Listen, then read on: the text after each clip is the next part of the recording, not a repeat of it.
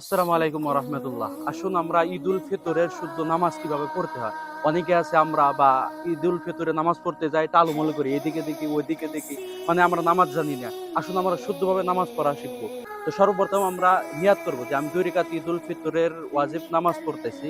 ইমামের পিছনে দাঁড়ায় কিবলামুখী আল্লাহু আকবার। বলবো নেক্সটে তার বাদে যখন আল্লাহু আকবার বলে হাত বাঁধবো, হাত বাঁধার বাদে আমাদের থাকে কি নেক্সটে যে সানা পড়া, যখন সানা পড়বো পড়ার বাদে ইমামে ৩ তাকবীর দিবে, আল্লাহু আকবার বলবে, তখন আমরা হাত উঠায় হাত ছেড়ে দিব ফার্স্ট, তার বাদে সেকেন্ডে যখন আল্লাহু আকবার বলে আমরা হাত ছেড়ে দিব। আর অনেকে আছে আমরা হাত বাঁধি কিন্তু হাত বাঁধা দেবো না। আরেকবার যখন বলবে আমরা হাত ছেড়ে দিব।